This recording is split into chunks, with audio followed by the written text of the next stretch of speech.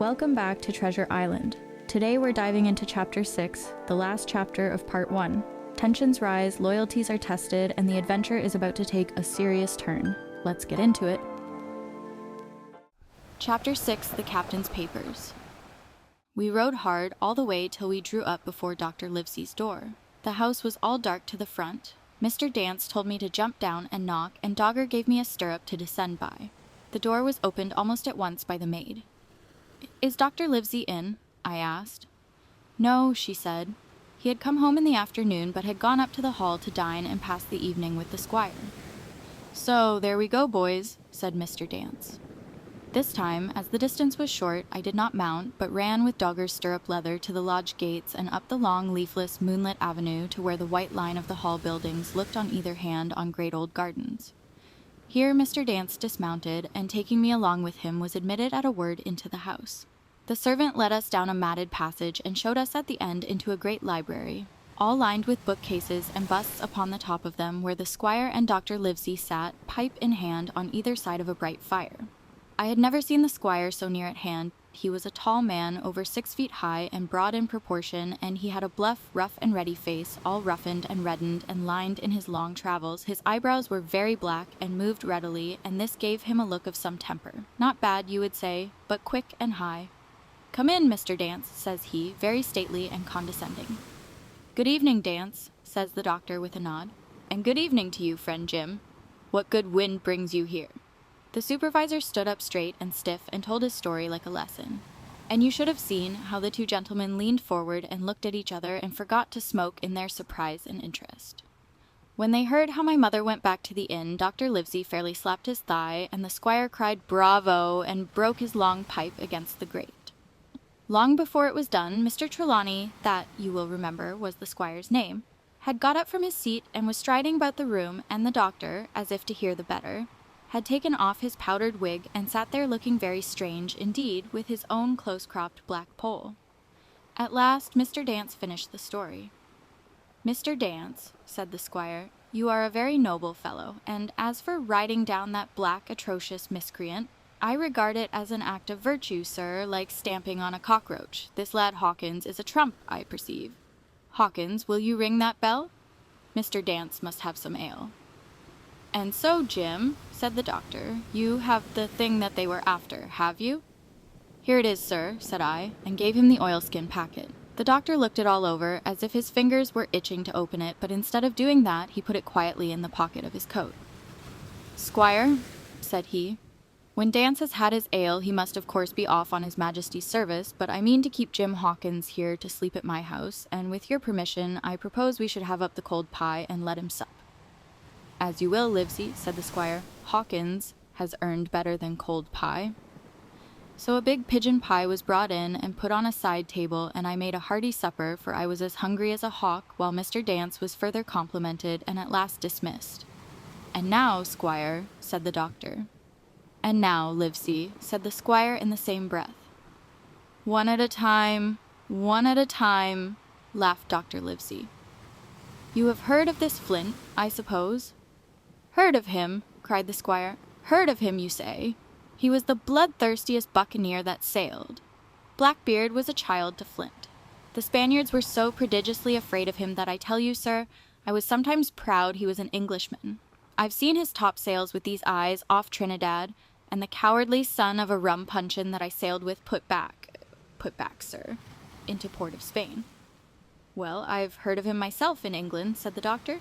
"But the point is, had he money?" "Money!" cried the squire. "Have you heard the story? What were these villains after but money? What do they care for but money? For what would they risk their rascal carcasses but money?" "That we shall soon know," replied the doctor.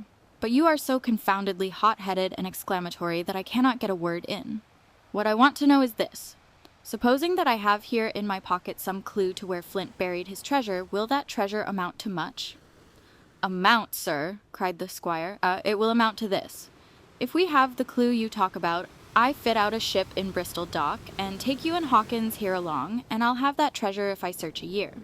"Very well," said the doctor. "Now then, if Jim is agreeable, we'll open the packet." And he laid it before him on the table. The bundle was sewn together, and the doctor had to get out his instrument case and cut the stitches with his medical scissors.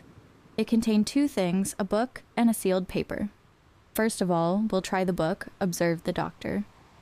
The squire and I were both peering over his shoulder as he opened it, for Dr. Livesey had kindly motioned me to come round from the side table where I had been eating to enjoy the sport of the search. On the first page, there were only some scraps of writing, such as a man with a pen in his hand might make for idleness or practice. One was the same as the tattoo mark, "Billy Bones his fancy." Then there was "Mr. W. Bones, mate, no more rum, off Palm Key he got IT, and some other snatches, mostly single words and unintelligible. I could not help wondering who it was that had got IT and what AT was that he got. A knife in his back, as like as not. "Not much instruction there," said Dr. Livesey as he passed on. The next 10 or 12 pages were filled with a curious series of entries. There was a date at one end of the line, and at the other a sum of money, as in common account books, but instead of explanatory writing, only a varying number of crosses between the two. On the 12th of June, 1745, for instance, a sum of £70 had plainly become due to someone, and there was nothing but 6 crosses to explain the cause. In a few cases, to be sure, the name of a place would be added as Ofe Caracas, or a mere entry of latitude and longitude as 62 degrees 1720, 19 degrees 240. The record lasted over nearly 20 years, the amount of the separate entries growing larger as time went on, and at the end a grand total had been made out after 5 or 6 wrong additions, and these words appended: "Bones, his pile." "I can't make head or tail of this," said Dr. Livesey. "The thing is as clear as noonday," cried the squire. "This is the Black-Hearted Hound's account book. These crosses stand for the names of ships or towns that they sank or plundered. The sums are the scoundrel's share, and where he feared an ambiguity, you see he added something clearer, off a Caracas. Now, you see, here was some unhappy vessel boarded off that coast. God help the poor souls that manned her, coral long ago." "Right," said the doctor. "See what it is to be a traveler. Right! And the amounts increase, you see, as he rose in rank. There was little else in the volume but a few bearings of places noted in the blank leaves towards the end, and a table for reducing French, English, and Spanish moneys to a common value." "Thrifty man!" cried the doctor. "He wasn't the one to be cheated." "And now," said the squire, "for the other." The paper had been sealed in several places with a thimble by way of seal, the very thimble, perhaps, that I had found in the captain's pocket. The doctor opened the seals with great care, and there fell out the map of an island, with latitude and longitude, soundings, names of hills and bays and inlets, and every particular that would be needed to bring a ship to a safe anchorage upon its shores. It was about 9 miles long and 5 across, shaped, you might say, like a fat dragon standing up, and had 2 fine landlocked harbors, and a hill in the center part marked the Spyglass. There were several editions of a later date, but above all 3 crosses of red ink. 2 on the north part of the island, 1 in the southwest, and beside this last, in the same red ink and in a small, neat hand, very different from the captain's tottery characters, these words: "Bulk of treasure here." Over on the back, the same hand had written this further information: "Tall tree, spyglass shoulder, bearing a point to the N of NNE, Skeleton Island, ESE, and by as 10 feet. The bar silver is in the north cache. You can find it by the trend of the east hummock, 10 fathoms south of the black crag with the face on it. The arms are easy found in the sandhill end point of North Inlet Cape, bearing E and a quarter NJF, that was all, but brief as it was, and to me incomprehensible, it filled the squire and Dr. Livesey with delight. "Livesey," said the squire, "you will give up this wretched practice at once. Tomorrow I start for Bristol in 3 weeks' time. 3 weeks, 2 weeks, 10 days. We'll have the best ship, sir, and the choicest crew in England. Hawkins shall come as cabin boy. You'll make a famous cabin boy, Hawkins. You, Livesey, are ship's doctor. I am admiral. We'll take Redruth, Joyce, and Hunter. We'll have favorable winds, a quick passage, and not the least difficulty in finding the spot, and money to eat, to roll in, to play duck and drake with ever after." "Trelawney," said the doctor, "I'll go with you, and I'll go bail for it, so will Jim, and be a credit to the undertaking. There's only one man I'm afraid of." "And who's that?" cried the squire. "Name the dog, sir." "You," replied the doctor, "for you cannot hold your tongue. We are not the only men who know of this paper. These fellows who attacked the inn tonight, bold, desperate blades for sure, and the rest who stayed aboard that lugger and more, I dare say, not far off, are, one and all, through thick and thin, bound that they'll get that money. We must none of us go alone till we get to sea.